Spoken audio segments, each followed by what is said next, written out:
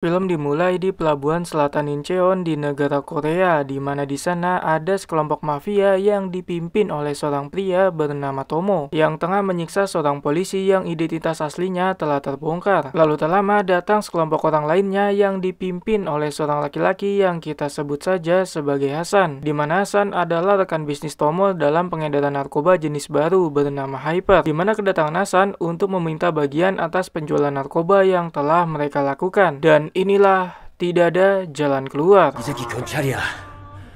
내일 바이오 미팅 준비나 잘해.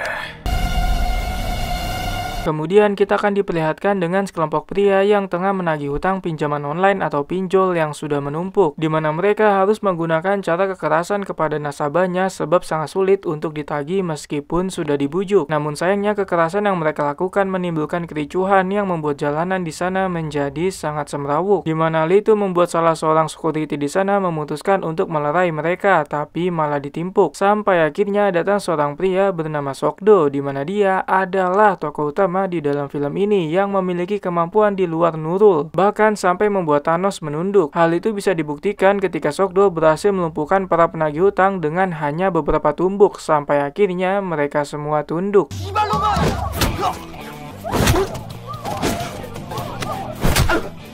Singkat cerita, Sokdo telah berada di kantornya. Di sana dia bertemu dengan kaptennya yang kita sebut saja sebagai si kapten, di mana si kapten menegur Sokdo sebab terlalu berlebihan dalam menangani sekelompok pria sebelumnya sampai tak berdaya, yang mana hal itu bisa membuat citra kepolisian menjadi buruk di mata masyarakat milenial saat ini, yang terkadang memandang suatu masalah hanya melihat dari kacamata yang mereka lihat tanpa mencari tahu lebih dalam tentang apa yang sebenarnya terjadi. Namun Sokdo tidak mempedulikan akan hal tersebut sebab dia hanya melakukan sesuatu yang menurutnya dia benar, tanpa memikirkan pandangan orang lain tentang apa yang dilakukannya.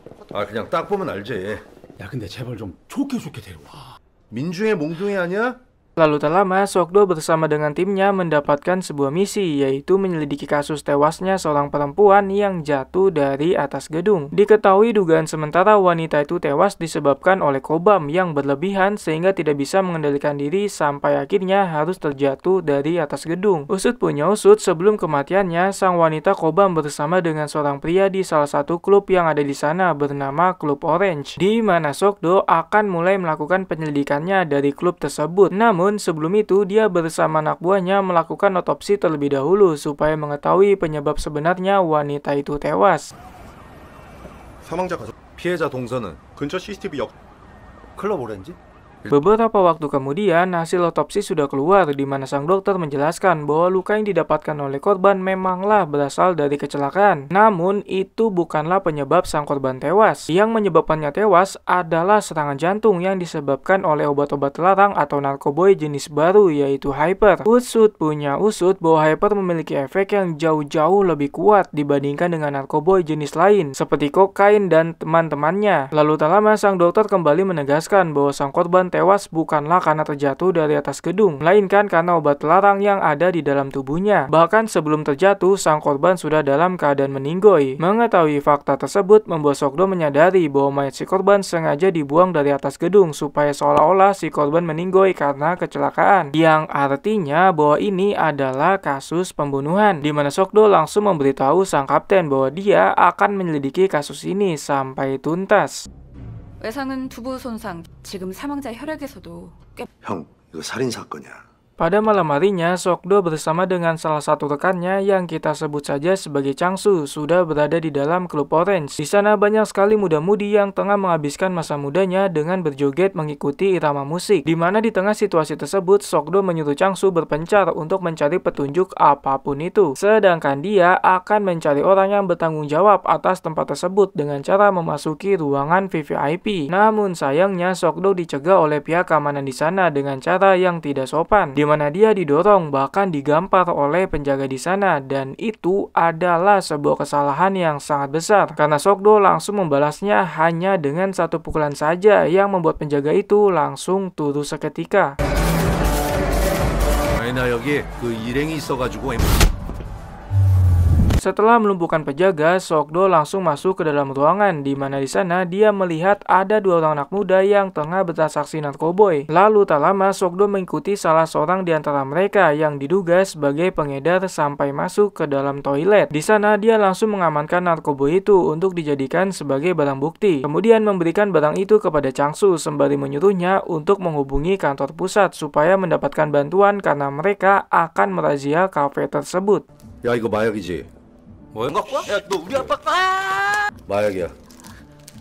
Sembari menunggu bantuan, Sok-do mendatangi si pengedar yang pada saat itu sedang bersama besti-bestinya, di mana mereka tengah mempersiapkan beberapa narkoboy yang akan segera dijual kepada pelanggan untuk mendapatkan cuan. Namun sayangnya hal itu tidak mungkin terjadi karena Sok-do langsung mengamankan mereka semua. Meskipun sebelumnya dia mendapatkan sedikit perlawanan, tapi hal itu bukanlah suatu masalah yang besar bagi Sok-do. 이거랑 요거랑 여기 앉아있어. Bersama dengan hal itu, datang seorang penjaga yang sebelumnya telah dibuat turu, di mana dia datang untuk menuntut balas dendam bersama kawannya dengan harapan bahwa Sok-do akan takut. Namun sepertinya sang penjaga telah salah menilai orang karena untuk mengalahkan Sok-do membutuhkan 100 orang yang memiliki kemampuan bela diri yang baik. Kalau hanya 2 orang saja, itu adalah sebuah penghinaan karena Sok-do dapat mengalahkan mereka dengan sangat mudah. 직원이지? 잘못했어요. Setelah melumpuhkan para penjaga, Sok-do akhirnya bertemu dengan pemilik klub tersebut bernama Sang-chul, yang ternyata bahwa Sang-chul memiliki sifat tengil yang sama seperti para penjaga, di mana dia berusaha untuk memukul, namun sayangnya Sok-do dapat menangkisnya, kemudian memberikan serangan balasan yang membuat Sang-chul ketar-ketir dibuatnya, di mana bersama dengan hal itu datang beberapa polisi untuk merazia klub tersebut. 아니 얘가 깡패예요. 어느 차 타요? Di lain sisi, Hasan tengah bertemu dengan mitra bisnisnya bernama Baek. Baek adalah seorang mafia yang berasal dari negara Jepang, di mana dia tengah membawa bos besarnya, yaitu seorang wanita, untuk berbisnis narkoboy. Bos tersebut kita panggil saja dengan nama Enci, di mana Baek langsung memperkenalkan Hasan kepada Enci bahwa Hasan adalah orang yang sangat baik dalam menyambut rekan bisnisnya. Sebab setiap kali dia ke Korea, Hasan selalu menyediakan narkoboy dan juga miras yang paling enak di sana. Mendengar semua itu, Enci semakin tertarik bekerja sama dengan Hasan, di mana dia langsung memesan narkoboy jenis baru yaitu Hyper dalam jumlah yang sangat banyak. Namun sayangnya Hasan menyanggupi menyediakan narkoboy itu sebanyak 20 kg dengan harga kurang lebih 30 juta dolar. Namun biaya tersebut di luar jasa pengiriman dan biaya cukai ke Jepang. Tapi tenang saja, Hasan memberikan privilege kepada Enci bahwa dia akan mengurus perihal biaya cukai. Lantas siapakah sosok Hasan yang sebenarnya? Apakah dia hanya mafia yang mempunyai orang dalam di pemerintahan atau justru sebaliknya? Entahlah, tapi yang pasti kita akan segera mengetahuinya. 20kg 가져다 드리죠. 你能吃多少货？ 뭐 그럼 세 가족은 내가 알아서 정리할 테니까. Kembali kepada Sok-do yang tengah menginterogasi pemilik klub yaitu Sang-chul, di mana dia bertanya perihal siapa dalang di balik peredaran narkoboy di klub. Namun sayangnya Sang-chul enggan kooperatif dan malah cenderung sinis yang membuat Sok-do seketika itu pula menjadi sangat jengkel. Kemudian menyuruh salah seorang anak buahnya yaitu Chang-su untuk menutupi CCTV yang ada di sana karena dia yang akan memberikan sedikit pelajaran. 우리 진실의 방을 청소하자. 함부로 취재하고 뭐 강압 Setelah mendapatkan pelajaran, pada akhirnya Sang-chul mengatakan suatu hal yang sebenarnya terjadi, bahwa ada seorang tamu VVIP bernama Hiroshi yang datang ke klubnya beberapa pekan lalu, di mana kedatangannya memberikan banyak sekali keuntungan melalui pengedaran narkoba yang dilakukannya. Mendengar hal itu, Sok-do langsung menanyakan perihal keberadaan Hiroshi saat ini. Kemudian Sang-chul menjawab bahwa dia berada di sekitaran daerah Gangnam dan Incheon. Oleh sebab itu, Sok-do langsung membagi tugas kepada bawahannya untuk mencari Hiroshi di kedua tempat tersebut. 잘못했어. 똑바로 앉아. 일주일에 한 번 정도 오는 저희 VIP인데요. 잠깐만요. Singkat cerita, Sok-do dan Chang-su sedang menuju lokasi yang sebelumnya diberikan oleh Sang-chul, di mana mereka pergi bersama dengan satu orang pria yang mengetahui tentang sisi gelap dunia narkoboy. Pria itu kita sebut saja sebagai sang informan, di mana dia menjelaskan bahwa di daerah Gangnam terdapat sekelompok mafia yang mengedarkan narkoboy di sana. Sekelompok itu dipimpin oleh seorang wanita bernama Nona Jung. Nona Jung memiliki seorang kakak yang statusnya sebagai preman yang sangat kejam tanpa mengenal belas kasihan. Namun bukannya takut, Sok Sok-do malah tertantang dan langsung menyuruh sang informan untuk mengantarkannya ke sana. 보급 빤데요. 멤버십으로만 동생이 깡패인데요. 저 진짜 걸리면 죽어. 여기 하나 둘 셋 넷 다요. 자. Sesampainya di sana, sayangnya rumah Nona Jung sedang dalam keadaan terkunci yang membuat Sok-do mau tak mau harus membukanya dengan cara paksa. Lalu pada saat di dalam, mereka langsung bertemu dengan kakaknya Nona Jung yang bernama Jingsu, di mana dia langsung mengusir dengan cara yang tidak sopan sehingga membuat Sok-do sangat geram lalu memberikan beberapa pukulan yang membuat Jingsu langsung turun seketika. Di mana momen itu dilihat oleh Nona Jung yang membuatnya sangat panik. Bersama dengan hal tersebut, Sok-do langsung menggeledah sisi rumah untuk mencari narkoboy yang disembunyikan. Namun tak butuh waktu lama, dia berhasil menemukan barang tersebut.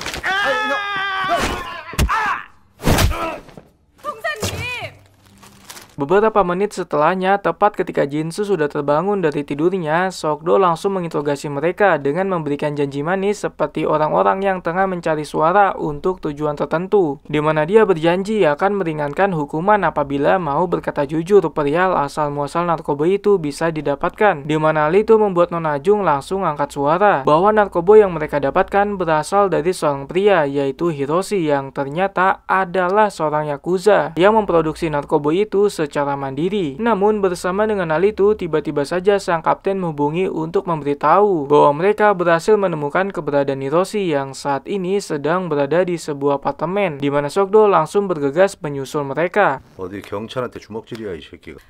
사실 제가 그 새끼 야쿠자래. 너 일본말 Lalu tak lama, kapten bersama dengan timnya sudah sampai tepat di depan pintu kamar apartemen, di mana mereka langsung berusaha untuk menangkap Hiroshi yang ternyata pada saat itu sedang bersama dengan temannya. Namun hal itu bukanlah perkara yang mudah karena Hiroshi melakukan perlawanan yang membuat pertarungan di antara mereka tidak dapat dihindarkan. Tapi di sini kapten bersama timnya berhasil menangkap sebab Hiroshi yang masih dalam pengaruh narkoboy.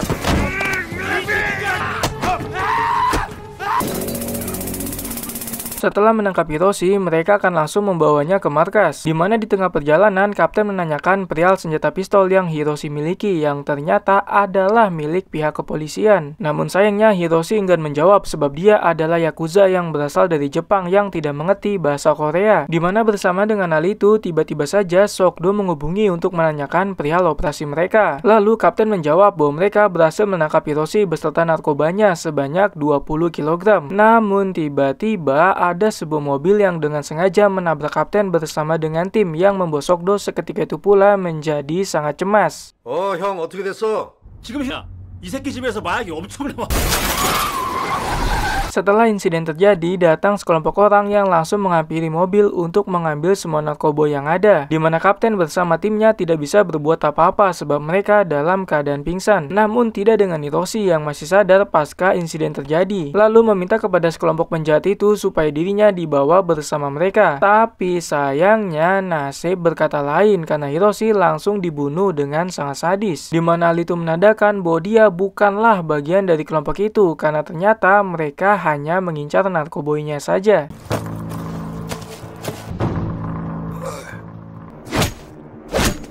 Lalu tak lama kita diperlihatkan dengan sekelompok itu yang ternyata dipimpin oleh Hasan, di mana mereka langsung menghilangkan barang bukti yang berupa apapun itu, dari mulai mengganti plat nomor hingga kepada membakar baju yang mereka pakai. Hal itu dilakukan demi menyulitkan pihak kepolisian dalam menemukan petunjuk. Lantas siapakah Hasan yang sebenarnya? Bagaimana bisa dia mengetahui tentang narkoba yang tengah dibawa oleh si kapten? Entahlah, tapi yang pasti kita akan segera mengetahuinya. Setelah mendapatkan narkoboy, Hasan bersama dengan timnya langsung mendatangi kediaman Tomo, yaitu rekan bisnisnya sendiri, di mana Hasan datang dalam keadaan sangat marah sampai-sampai harus mengajar salah satu anak buah Tomo, bahkan Tomonya sendiri. Di sini terungkap penyebab kemarahan Hasan adalah karena narkoboy yang akan mereka jual diambil oleh pihak kepolisian. Tak hanya itu, terungkap juga bahwa Hiroshi yang sebelumnya dibunuh oleh Hasan ternyata adalah anak buah Tomo yang ditugaskan untuk memproduksi narkoboy. Hasan membunuh Hiroshi supaya kelompok mereka tidak tercium oleh pihak kepolisian. 이번 일 망치면 이치료 회장이 알게 되면 우리 전부 다 죽. Keesokan harinya, Sokdo langsung menjenguk teman-temannya di rumah sakit sembari bertanya perihal apa yang sebenarnya terjadi. Namun sayangnya mereka tidak mengetahui apapun sebab pada saat itu dalam keadaan tidak sadarkan diri. Lalu tak lama datang teman Sokdo dari divisi narkotika yang kita sebut saja sebagai Asep untuk mencari tahu tentang pistol yang sebelumnya ditemukan. Yang ternyata pistol tersebut adalah milik pemimpin Asep yang beberapa hari lalu telah menghilang, entah kemana perginya. Kemudian anak buah Sokdo menjelaskan bahwa pistol itu ditemukan pada saat penangkapan Hiroshi. 처음 뵙겠습니다. 저 북부서 마약반. 알아? 그거 히로시 집에서 기절했잖아. 애초에 저를 미행한 것 같습니다. Lalu Asep menjelaskan lebih lanjut kepada Sokdo secara empat mata, di mana dia menjelaskan bahwa kaptennya juga menyelidiki tentang kasus narkoboy jenis baru yaitu Hyper, yang sebenarnya kasus ini harusnya ditangani oleh pihak kepolisian yang ada di daerah Guryong. Namun kaptennya menaruh curiga terhadap mereka sehingga memutuskan untuk turun tangan secara diam-diam. Tapi sepertinya dia diculik oleh pihak Yakuza sebab sudah ketahuan, dan kemungkinan besar kaptennya Asep adalah orang yang ada di awal film yang sebelumnya disiksa oleh Hasan. 이게 저희 팀장님도 하이퍼로 수사하셨고 계속 뭔가 이상하다고 수사를 따로 제 정보원 말로는 Setelah mengetahui bahwa yang bertanggung jawab atas kasus narkoboy Hyper adalah pihak kepolisian di daerah Guryong, Sokdo dan Changsu langsung mendatangi kantor polisi tersebut, yang ternyata kepolisian Guryong dipimpin oleh Hasan, di mana artinya bahwa Hasan adalah polisi korup yang menjual narkoboy sekaligus backingan para bandar yang ada di sana. Namun sayangnya untuk saat ini Sokdo belum mengetahui hal tersebut. 기다리게 해서 죄송합니다. 마약 앉으시죠. 예. Setelah bertemu, Sokdo langsung menanyakan perihal awal mula kronologi kasus ini bisa terjadi. Namun sayangnya Hasan si polisi korup enggan memberitahu dengan alasan belum memiliki cukup bukti yang cukup kuat. Di mana hal itu membuat Sokdo sangat jengkel karena kasus ini sampai membuat timnya menjadi terluka. Ditambah lagi dengan sikap Hasan yang terlihat tidak profesional dalam menangani kasus itu yang membuat Sokdo ingin sekali mengajarnya. Namun naas, ada Changsu yang langsung menahan sehingga Sokdo tidak jadi memberikan pelajaran kepada Hasan. 아직 확인되지 않은 것들이 많아서. 아니 그 새끼 얼굴이라도 한번 보고 싶은데 좀 빨리빨리 움직여야지. 잠깐만. Tidak mendapatkan informasi apapun membuat Sokdo dan Changsu bergegas pergi dari sana. Namun sebelum itu mereka diperingatkan oleh Hasan bahwa tidak baik ikut campur kasus yang ditangani oleh pihak kepolisian lain. Di mana hal itu membuat Sokdo menjadi curiga dengan gelagat Hasan yang tidak seperti polisi profesional pada umumnya. Oleh sebab itu dia akan berhati-hati sekaligus menyelidiki secara diam-diam. 팀장이라고 아세요? 그 사람 실종됐다. 더 이상 물어보는 건 좀.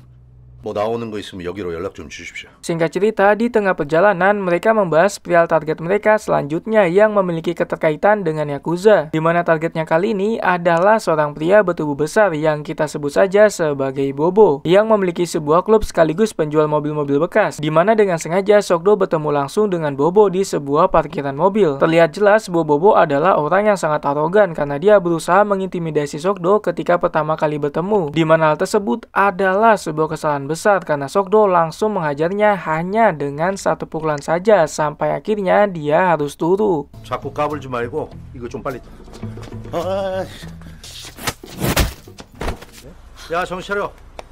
Setelah itu, Sokdo langsung membangunkan Bobo dengan cara yang cukup gokil, yaitu memukulnya kembali, yang ternyata cara itu berhasil membuatnya terbangun. Di mana Sokdo langsung menanyakan perihal Yakuza yang berbisnis narkoboy. Lalu Bobo menjawab bahwa ada seorang Yakuza bernama Tomo yang sering mengedarkan barang di tempatnya, sekaligus menjadi tukang pukul bagi orang-orang yang membutuhkan jasanya. Namun bukannya gentar, Sokdo malah memintanya untuk diantarkan ke tempat Tomo. Tapi awalnya Bobo menolak sebab dia tidak ingin terlihat bersama dengan seorang polisi. Namun akhirnya dia mau mengantarkan karena Sokdo mengancam akan menghajarnya lagi. 그래서 네가 여기 중고차 장사하고 주말마다 일본 애들 데리고 와서 뭐 약하 빨리 가요.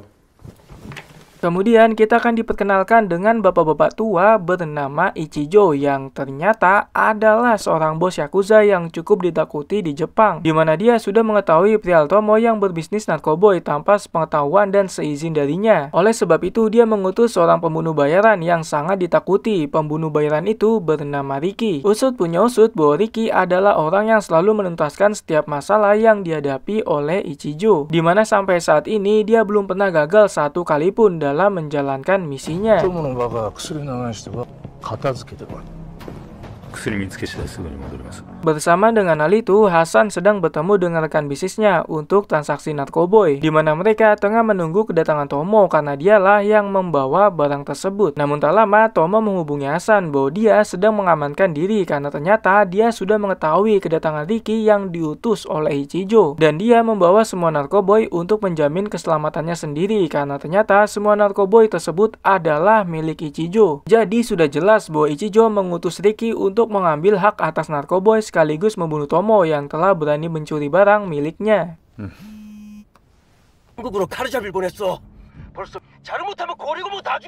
Kembali kepada Hasan yang sangat malu di hadapan rekan bisnisnya yaitu Baek dan Nenchi karena Tomo membawa kabur semua narkoboy demi keselamatannya dari Ricky, di mana hal itu membuat Baek dan Nenchi sangat murka sebab merasa dipermainkan oleh Hasan. Kemudian mereka memberikan sebuah peringatan bahwa Hasan jangan coba-coba bermain-main dengan kelompok mereka atau akibatnya akan fatal, di mana ancaman itu membuat Hasan gentar dan berjanji akan mencari Tomo lalu membawa semua narkoboy untuk dijual kepada mereka. 到时候还见不到货。 Di sisi lain, Ricky bersama anak buahnya telah sampai di markas Tomo, di mana mereka langsung membantai semua kroco-kroco yang ada di sana dengan sangat mudah. Sampai akhirnya tersisa hanya satu orang yang sengaja dibiarkan untuk hidup, di mana Ricky langsung bertanya perihal keberadaan Tomo saat ini. Namun sayangnya, kroco itu enggan menjawab, yang membuat Ricky langsung membunuhnya dengan sangat tragis. Setelah itu, Ricky langsung menyuruh semua anak buahnya untuk mencari Tomo meskipun harus sampai ke lubang semut.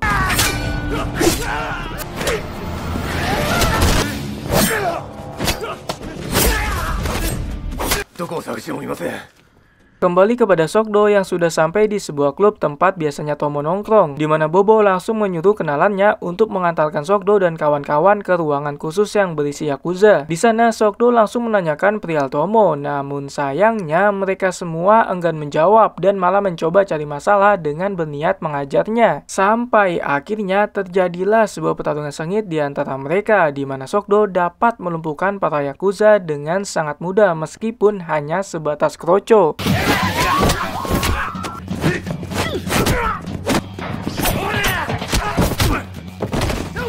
Sampai akhirnya hanya tersisa satu orang yang tengah bersembunyi di balik meja bar, di mana Sokdo langsung memanggilnya atau dia akan diajar seperti yang lain. Namun sayangnya dia memilih untuk tidak kooperatif, yang membuat Sokdo langsung mengajarnya sampai tak berdaya. Hingga pada akhirnya pria itu mau bekerja sama dan langsung memberitahu bahwa Tomo sedang berada di sebuah hotel di daerah Songdo, di mana Sokdo langsung bergegas pergi ke sana. Namun bersama dengan hal itu, Hasan juga sudah mengetahui bahwa Tomo sedang berada di hotel. 때리지 말라니까. Tidak hanya dari kedua belah pihak, Ricky juga sudah mengetahui perihal keberadaan Tomo, di mana dia bahkan sudah sampai di hotel dan berhasil memojokkannya terlebih dahulu, yang mana Tomo dibuat sangat takut sampai tidak bisa berbuat apa-apa dengan Ricky yang sudah berada persis di hadapannya. Lalu tak lama, Ricky langsung membawa Tomo ke markas mereka untuk diinterogasi lebih lanjut. Namun di tengah perjalanan, dia tidak sengaja bertemu dengan jagoan kita, yaitu Sokdo, di mana Sokdo langsung menghentikan mobil mereka dengan cara menabraknya. Setelah itu dia langsung mengajar satu persatu anak buah Ricky yang keluar dari dalam mobil hanya dengan beberapa pukulan saja, di mana momen itu langsung dimanfaatkan oleh Tomo untuk melarikan diri. Namun sayangnya pelarian itu tidak berlangsung lama karena dia harus kembali tertangkap oleh anak buah Ricky yang lain. Melihat hal itu, Sokdo berniat untuk merebut Tomo, namun sayangnya dia keburu ditabrak oleh Ricky sampai-sampai membuatnya harus terkapar untuk sementara waktu, hingga pada akhirnya Ricky bersama anak buahnya berhasil lolos dengan membawa Tomo.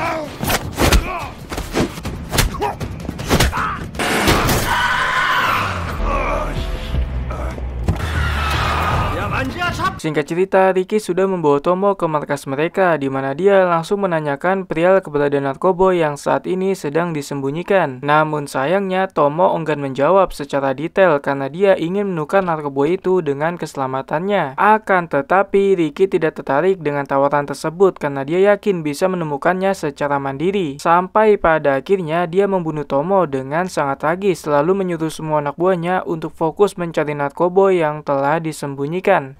してくれたら役を渡す。30億だ。薬があるところ全部探せ。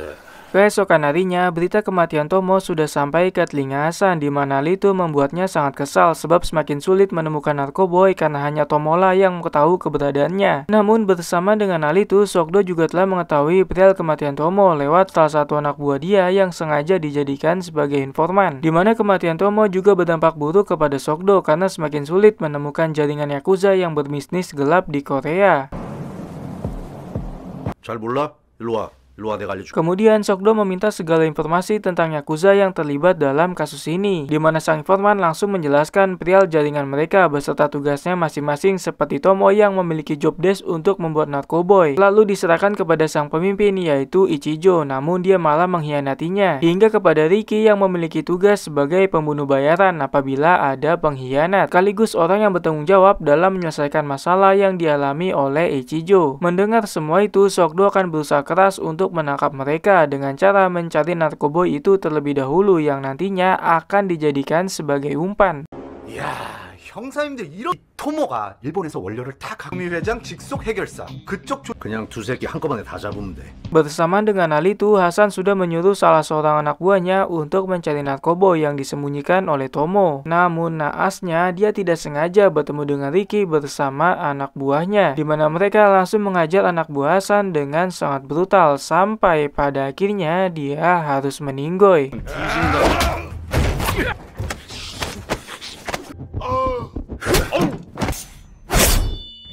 Keesokan harinya, Hasan sudah menemukan anak buahnya yang sudah tidak bernyawa, di mana hal itu membuatnya sangat kesal, kemudian memutuskan untuk menghubungi Ichijo untuk memberikan peringatan. Namun sayangnya Ichijo tidak takut sedikit pun karena di matanya Hasan hanyalah seorang polisi korup yang tidak pantas untuk ditakuti. Lagi pula dia sudah mengutus pembunuh bayaran paling baik seantero Jepang untuk menyelesaikan masalah yang terjadi, termasuk membunuh Hasan. Di sini terungkap bahwa Ichijo dengan Hasan sudah mengenal satu sama lain karena ternyata mereka sebelumnya adalah rekan bisnis, meskipun sekarang status mereka adalah musuh. 회장님 실수하셨네.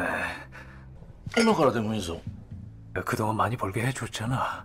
Setelah itu, Hasan diberitahu oleh anak buahnya bahwa Riki telah menghabisi semua geng yang ada di sana. Namun sepertinya Hasan tidak peduli akan hal tersebut karena ada satu hal yang jauh lebih penting, yaitu menemui rekan bisnis mereka, yaitu Baek dan Enchi. Di mana di sana Baek langsung meminta narkoboy yang sebelumnya dijanjikan. Tapi sayangnya Hasan masih belum mampu mendapatkan barang tersebut, yang membuat Baek seketika itu pula menjadi sangat jengkel lalu mengajar Hasan dengan beberapa pukulan. Tapi di sini Hasan tidak terima, kemudian memberikan serangan balasan sampai akhirnya terjadilah pertarungan sengit di antara mereka, di mana dia berhasil menghabisi Baek dengan sangat brutal dengan cara memukulnya sampai meninggoy.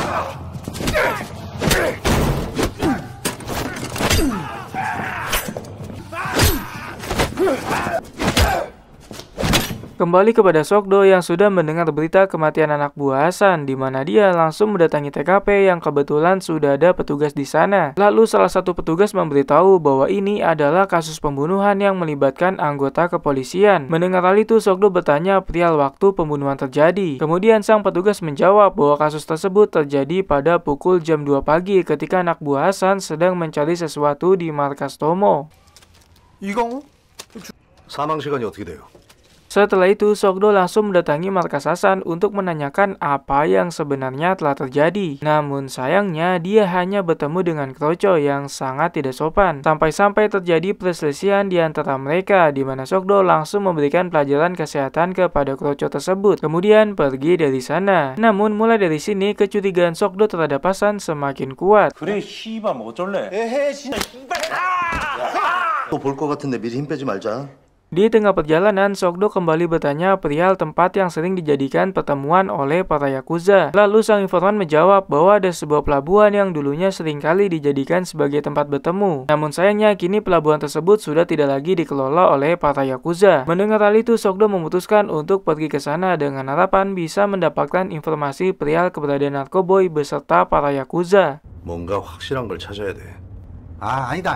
거기는 문 닫았다. Namun sebelum pergi ke sana, Sok-do bersama Chang-su singgah terlebih dahulu ke salah satu gedung yang dulunya dikelola oleh Tomo. Di sana mereka bertemu dengan beberapa anak buah Riki yang juga tengah mencari petunjuk perihal narkoboy. Di mana pertemuan itu bukanlah pertemuan yang baik karena mereka langsung menyerang satu sama lain. Sampai akhirnya terjadilah pertarungan sengit di antara mereka. Di mana jagoan kita yaitu Sok-do berhasil melumpuhkan mereka semua tanpa perlu mengeluarkan keringat sedikit pun.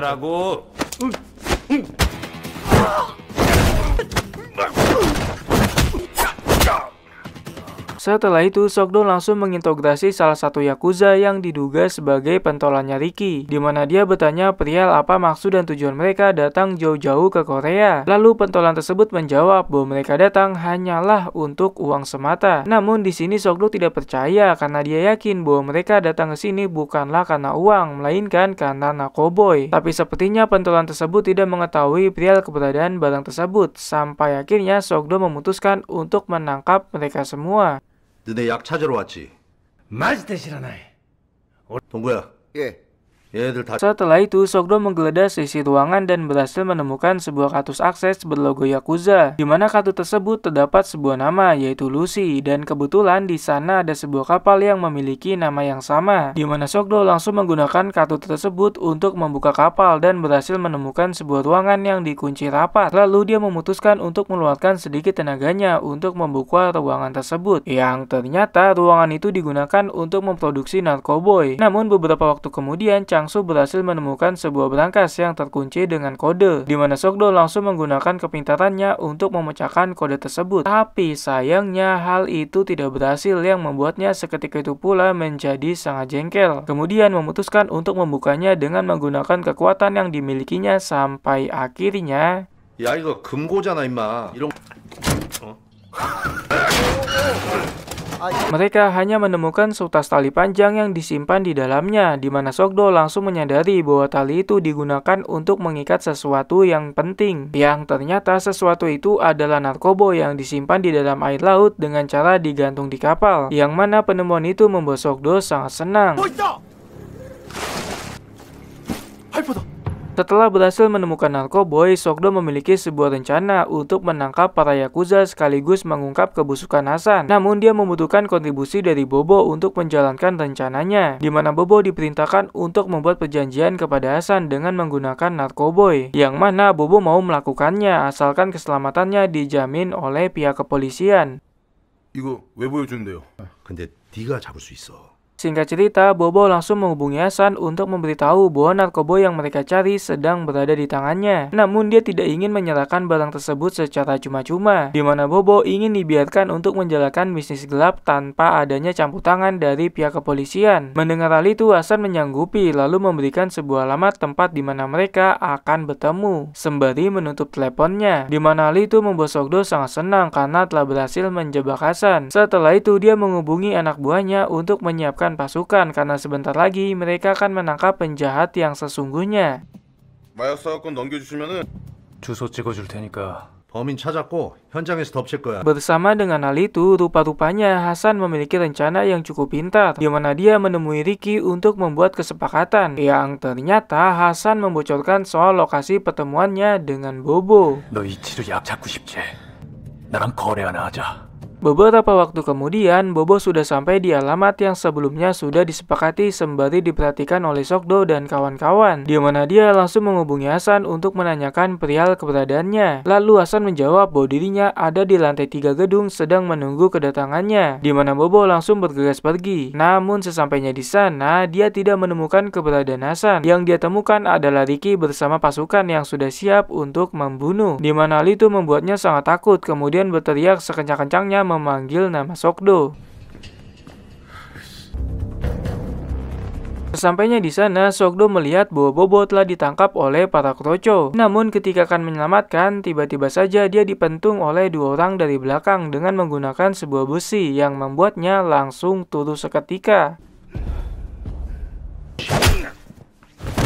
Lalu ketika Sokdo tengah turu, Ricky langsung membuka tas yang dibawa oleh Bobo yang ternyata isinya hanyalah tumpukan garam. Di mana hal tersebut membuat Ricky sangat murka sebab merasa sedang dipermainkan. Namun bersama dengan hal itu, tiba-tiba saja Hasan mendatangi mobil Sokdo yang di dalamnya ada Changsu. Di mana dia langsung mengajarnya untuk merebut narkoboy yang ternyata ada di tangan Changsu. Sampai pada akhirnya terjadilah pertarungan sengit di antara mereka, di mana Hasan berhasil merebut narkoboy itu lalu pergi dari sana. 양 여기 있지. Di sisi lain, Ricky juga menyadari bahwa dirinya telah dipermainkan oleh Hasan. Oleh sebab itu, dia memutuskan untuk pergi dari sana untuk mencari Hasan demi membalaskan dendam. Namun, bersama dengan hal itu, tim kepolisian yang sebelumnya diminta datang oleh Sokdo telah sampai di TKP, di mana Changsu berhasil diselamatkan oleh mereka. Lalu setelah itu, Changsu langsung bergegas pergi masuk ke dalam gedung untuk mencari Sokdo. Tapi, di tengah perjalanan, dia melihat Ricky bersama pasukannya yang tengah pergi dari sana dengan membawa Sokdo yang masih turu, di mana Ricky langsung mengutus salah seorang pentolannya untuk mengajar Changsu dan kawannya. Hingga akhirnya terjadilah pertarungan epik di antara mereka.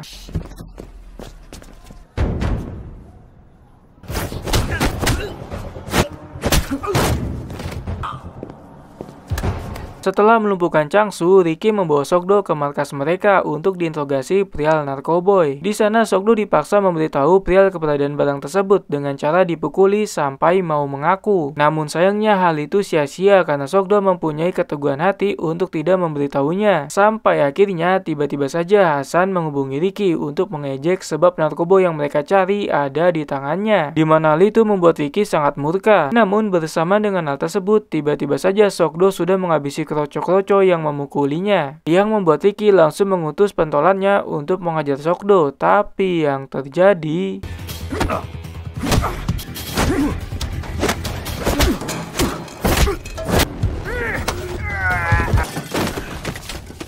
Sokdo mampu mengalahkan si pentolan dengan sedikit kesulitan. Sampai akhirnya kini tersisa sang raja terakhir dari Yakuza, yaitu Ricky. Di mana pertarungan mereka sudah tidak bisa lagi dihindarkan dan berjalan dengan sangat sengit. Sampai akhirnya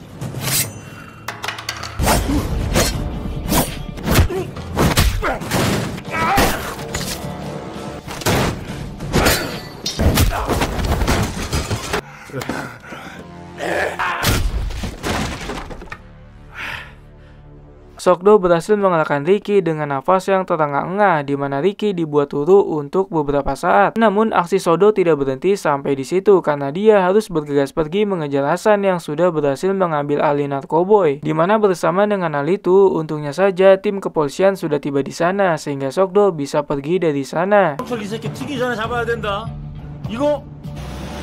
Di lain sisi, Hasan bersama anak buahnya tengah bersiap-siap untuk kabur meninggalkan Korea. Namun ketika mereka akan segera berangkat, tiba-tiba saja ada Sokdo yang datang tepat waktu lalu menabrak mobil Hasan dengan cukup keras. Di mana hal tersebut membuat Hasan langsung melarikan diri masuk ke dalam gedung kepolisian dengan diikuti oleh Sokdo yang terus berusaha mengejarnya. Sampai-sampai harus menerobos masuk ke dalam dengan cara menghempaskan beberapa polisi yang berusaha melumpuhkannya.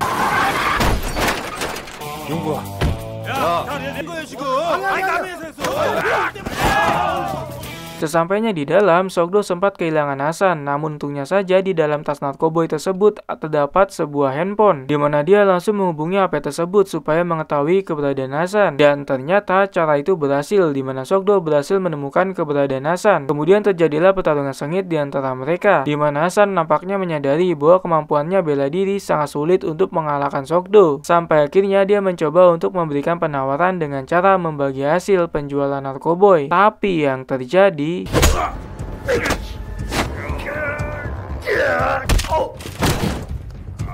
야마숙도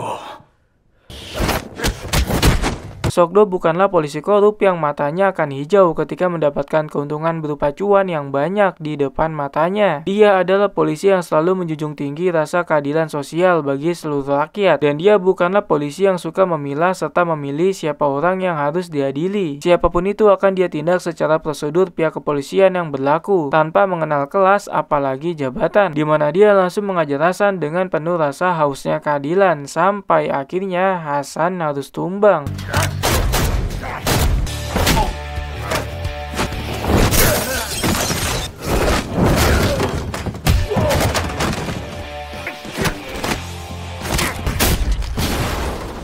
Setelah semuanya usai, Sokdo menyerahkan Hasan kepada timnya karena dia telah benar-benar capek atas semua yang terjadi, di mana dia langsung bergegas pergi dari sana untuk mengistirahatkan tubuhnya supaya bisa menghadapi tindak kejahatan di masa yang akan datang. Dan film pun berakhir.